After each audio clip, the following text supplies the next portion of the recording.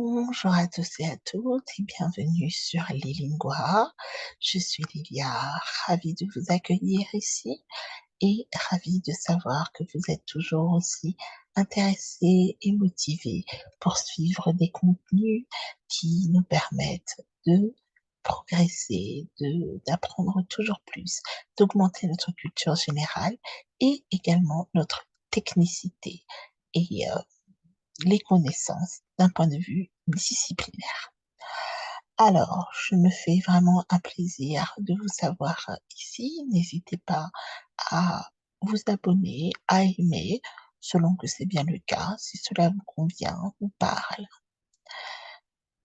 Remarque préliminaire. Avant d'entrer en matière, les contenus utilisés sont présentés avec leurs sources, car ils sont effectivement la propriété de leurs auteurs, que je ne suis pas, et donc il convient de leur remettre tous les crédits. Alors, nous allons commencer avec la leçon numéro 2. Donc, nous sommes toujours dans le droit des personnes. Leçon numéro 2, l'acquisition de la personnalité juridique. Table des matières. Section 1, après la naissance. Paragraphe 1, principe. Acquisition de la personnalité juridique. A. Règles communes. B. Cas particulier. Paragraphe 2. Exception. Acte d'enfant né sans vie. A.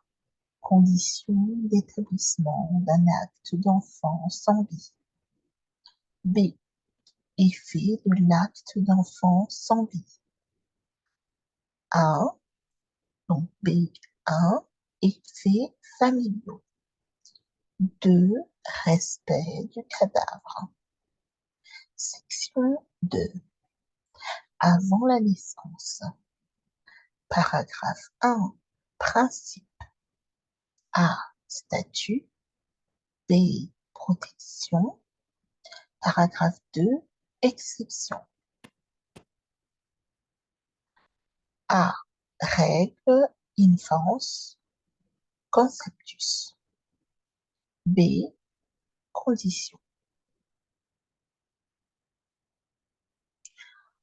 La science enseigne qu'une vie nouvelle commence lors de la fusion de deux patrimoines génétiques différents pour en créer un autre, distinct des deux premiers. Le début de la vie, ce fait qui marque le commencement du développement de l'être humain, n'est cependant pas suffisant pour attribuer la personnalité juridique dont le droit retarde l'apparition à la naissance viable. Ce n'est en effet qu'après la naissance que l'être humain accède à la personnalité juridique. Section 1. Qu'en est-il avant? Section 2. Section 1. Ce n'est en effet qu'après la naissance que l'être humain accède à la personnalité juridique. Et section 2. Qu'en est-il avant? On va se poser la question de savoir ce qu'il en est avant. Section 1 tout d'abord. Après la naissance au monde de l'enfant jusqu'alors porté par sa mère est marquée par un fait auquel la loi attache des conséquences juridiques. L'accouchement. Fait juridique. L'accouchement entraîne en principe l'acquisition de la personnalité juridique.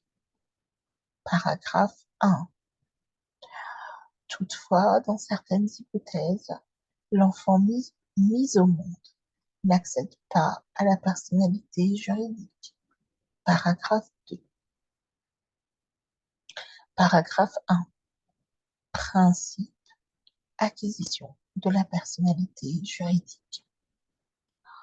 Au cas général, A doit être ajoutée une hypothèse particulière. B. A. Règle commune. L'article 55 du Code civil prévoit que les déclarations de naissance doivent être faites dans les 5 jours auprès de l'officier d'état civil du lieu.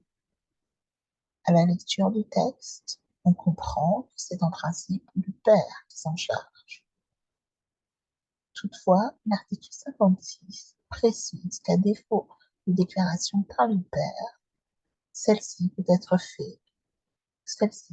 le fait de quiconque. En pratique, cette déclaration est souvent faite par les services de l'établissement de santé où la femme a accouché.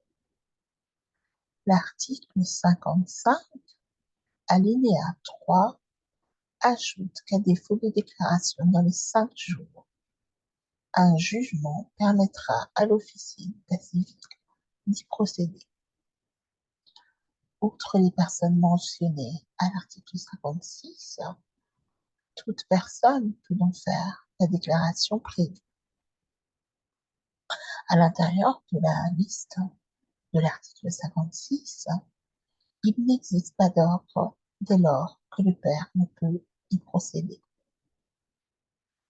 Cette déclaration est particulièrement importante puisqu'elle conditionne l'obtention d'un état civil auquel la jurisprudence attache un intérêt d'ordre public.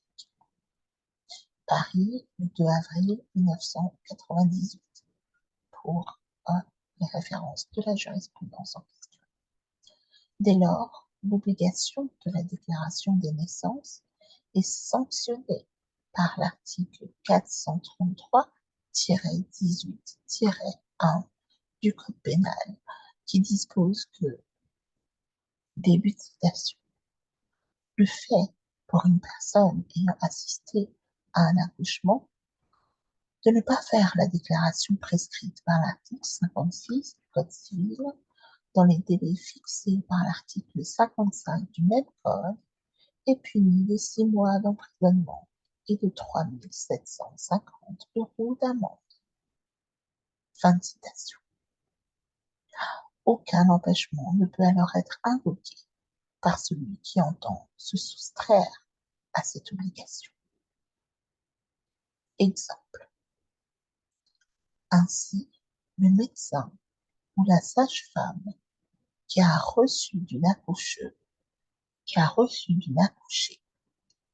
l'aveu d'un infanticide ne peut invoquer le secret professionnel pour se soustraire à l'obligation de déclarer la naissance de l'enfant. En vertu de l'article 57, alinéa 1er du Code civil, l'acte de naissance mentionne en principe le jour, l'heure et le lieu de naissance, le sexe de l'enfant, les prénoms qui lui seront donnés, le nom de famille, les prénoms, nom, âge, profession et domicile des pères et mères, et s'il y a lieu, ceux du déclarant. En outre, toute personne ayant trouvé un enfant nouveau-né doit en faire la déclaration à l'officier d'état civil du lieu de la découverte.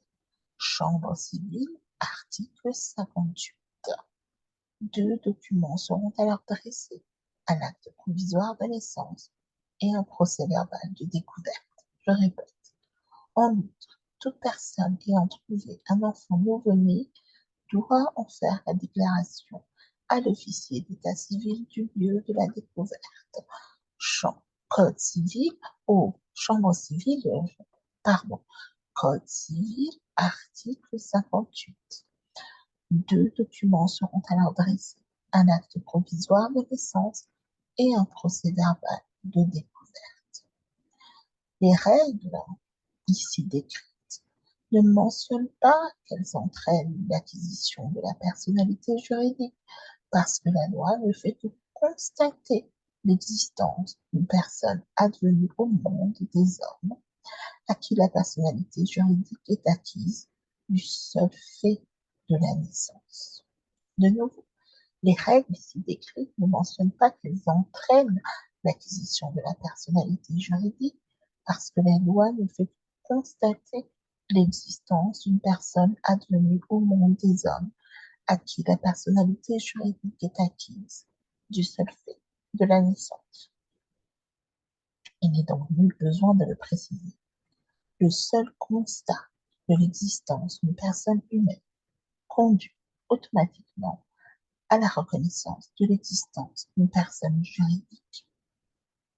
Les deux notions se superposent. Les choses sont différentes lorsque l'enfant est décédé avant que l'acte de naissance ait été établi.